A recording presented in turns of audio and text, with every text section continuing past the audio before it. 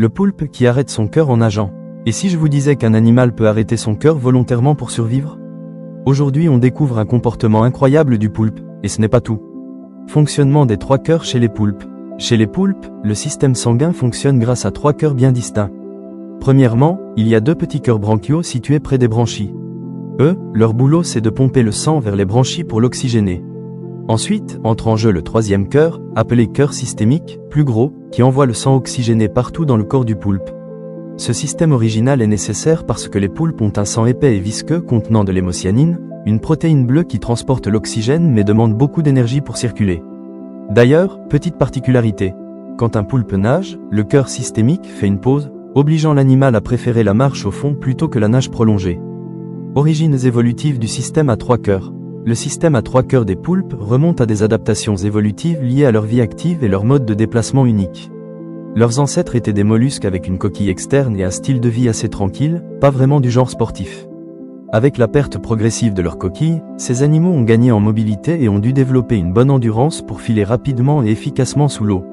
Cette pression évolutive a favorisé l'apparition de cœurs multiples afin d'approvisionner efficacement en oxygène leurs muscles et organes actifs. Petit à petit s'est donc mis en place ce système circulatoire sophistiqué, dans lequel 2 cœurs branchiaux envoient du sang vers les branchies, et un cœur principal propulse ensuite ce sang oxygéné vers le reste du corps. L'évolution est parfois adepte des solutions étranges, mais efficaces. Avantage biologique des 3 cœurs pour les poulpes. Les poulpes ont adopté la solution efficace des 3 cœurs pour mieux gérer leur système sanguin dans leur environnement marin. 2 petits cœurs aident à pousser le sang vers les branchies, permettant un apport efficace d'oxygène, pendant que le 3e cœur, plus gros, s'occupe d'envoyer le sang oxygéné dans tout le corps. Résultat, les muscles et organes d'un poulpe reçoivent vite l'oxygène nécessaire, ce qui lui permet d'avoir une grande endurance et une bonne capacité à fuir rapidement en cas de danger. Cette organisation leur permet aussi de tirer pleinement parti de leur grande intelligence en alimentant correctement leur cerveau complexe, très gourmand en énergie. Bref, avoir 3 cœurs, c'est pratique quand on vit la vie mouvementée d'un poulpe. Comparaison avec d'autres animaux marins. Les poissons possèdent généralement un seul cœur qui pompe directement vers les branchies puis vers le corps. Les calmars et les seiches, cousins des poulpes, partagent avec eux ce système à 3 cœurs adapté à leurs besoins importants en oxygène, liés notamment à leur activité musculaire intense et leur mode de vie actif. A l'inverse, les crustacés, comme les crabes ou homards, utilisent un seul cœur combiné à un système circulatoire plus simple, souvent ouvert, fonctionnant sans vaisseau précis qui canalise leur sang, beaucoup moins efficace mais adapté à leur métabolisme lent ou modéré. Enfin, chez les mammifères marins tels les dauphins ou les baleines, on retrouve un seul cœur puissant à 4 chambres, comme nous, capable d'envoyer efficacement le sang oxygéné dans tout l'organisme lors des plongées profondes et prolongées. Enjeux scientifiques liés à l'étude du système circulatoire des poulpes. Étudier les poulpes et leurs 3 cœurs passionne les scientifiques, car ça ouvre des pistes surprenantes en médecine humaine. Comprendre comment leur système circulatoire alimente efficacement leurs organes malgré une vie très active en conditions extrêmes pourrait aider à traiter certaines maladies cardiovasculaires chez l'homme. Aussi, leur sang, chargé en hémocyanine plutôt qu'en hémoglobine, intrigue beaucoup pour ses propriétés spéciales dans le transport de l'oxygène. Observer leur physiologie cardiaque permet aussi aux chercheurs de créer des modèles innovants en robotique douce, notamment des robots capables de circulation interne autonome inspirés des poulpes. À quelle profondeur vivent les poulpes? Concernant le poulpe commun, Octopus vulgaris, qui est le plus répandu et le plus typique du genre, on le trouve essentiellement dès les premiers mètres du rivage et jusqu'à environ 150 mètres de fond, avec une densité d'individus qui diminue avec la profondeur. Il vit sur le fond, on dit qu'il est benthique, et affectionne particulièrement les rochers. Mais le monde des octopodes est très varié et certaines espèces vivent en pleine eau, jusque dans les abysses. Le record de profondeur est détenu par un poulpe à oreille, Grimpotosis, qui a été observé à 6957 mètres. Le poulpe ressent-il des émotions? Des douleurs? Intelligence et émotion sont des notions très complexes à décrire. Surtout, il est parfois tentant de comparer les espèces entre elles et notamment de comparer les animaux à nous. Alors, avec son gros cerveau, ou plutôt ses 9 cerveaux, si l'on considère les 8 centres délocalisés dans chacun des bras, et un nombre de neurones presque équivalent à ce que l'on observe chez le chat, les scientifiques s'accordent pour dire que le poulpe a une grande sensibilité. Certains parlent même de personnalité.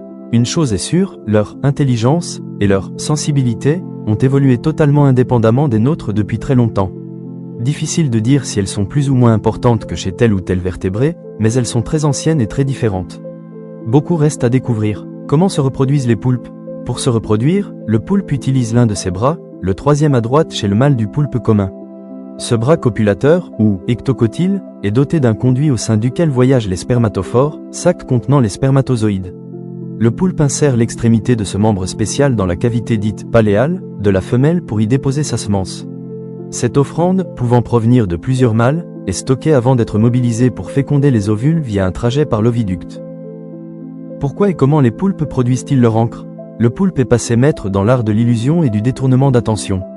En plus de sa capacité à se camoufler en changeant la couleur et la texture de sa peau, il peut libérer de l'encre sombre dans l'eau pour attirer l'attention du prédateur sur la forme, généralement grande et mouvante, que dessine le nuage. L'encre est libérée par un organe, la poche du noir, constituée d'une glande qui produit un pigment noir, mélanine. L'expulsion se fait depuis une réserve de stockage, via l'intestin puis le siphon, une sorte d'entonnoir situé sur le côté de la tête. Comment les poulpes communiquent-ils entre eux? Les sens mobilisés en premier lieu pour communiquer sont la vue et le toucher qui sont très développés. Les mouvements, changements de forme et les extraordinaires et rapides, variations de motifs et de texture de la peau sont faits pour être vus. Tout comme les jets d'encre. Car les yeux du poulpe, même s'ils voient en noir et blanc, sont très importants. Ils mobilisent les 2/3 du cerveau central. Les poulpes n'émettent pas de son, mais les scientifiques ont pu documenter un bruit sec de coups de feu produit par un individu harcelé par des poissons. Ce son n'aurait été la conséquence d'une contraction soudaine du manteau de l'animal, générant par ailleurs de nombreuses bulles dans l'eau. Ce phénomène resterait exceptionnel et en dernier recours, car il mobiliserait beaucoup d'énergie pour l'animal. Comment se fait la coordination entre les 9 cerveaux? Il semble que la réponse réside dans un équilibre fin entre autonomie des membres et coordination de l'ensemble via un réseau nerveux. L'autonomie permet à chaque bras, voire à chaque ventouse, puisque le cordon nerveux axial qui répartit les neurones dans chaque bras est lui-même segmenté pour affiner à l'extrême les mouvements et la sensibilité, d'accomplir des tâches, chacun dans son coin, et le cerveau central prend le contrôle de la coordination quand cela est nécessaire. À quoi servent les tentacules du poulpe? En fait, le poulpe ne possède pas de tentacules. En réalité, il s'agit de membres plus apparentés à des bras, ou pieds si l'on se fie au grec octopode égale 8 pieds. À l'origine, les céphalopodes ont une couronne de 10 appendices. Les calamars et seiches, décapodiformes, ont gardé 8 bras plus 2 tentacules, tandis que les poulpes, octopodes, en ont perdu 2 avec l'évolution et possèdent 8 membres couverts de ventouses sur l'ensemble de leur face inférieure. Ces bras sont indispensables au déplacement, sorte de marche sur le fond ou les rochers qui complètent la nage par propulsion, à la fixation sur les rochers et surtout à la lecture de leur environnement. Ultrasensibles grâce à la délocalisation de neurones et de terminaisons nerveuses jusqu'aux ventouses, les bras servent au toucher et au goût. Imaginons-nous avec des langues à la place des doigts. Les bras servent aussi à capturer et manipuler les proies pour les amener à la bouche. Enfin, il y a même un bras spécialisé, l'ectocotyle, qui sert à la copulation. Si vous aimez comprendre ce que la science-fiction invente et ce que la chimie permet réellement, vous pouvez vous abonner à la chaîne. Merci.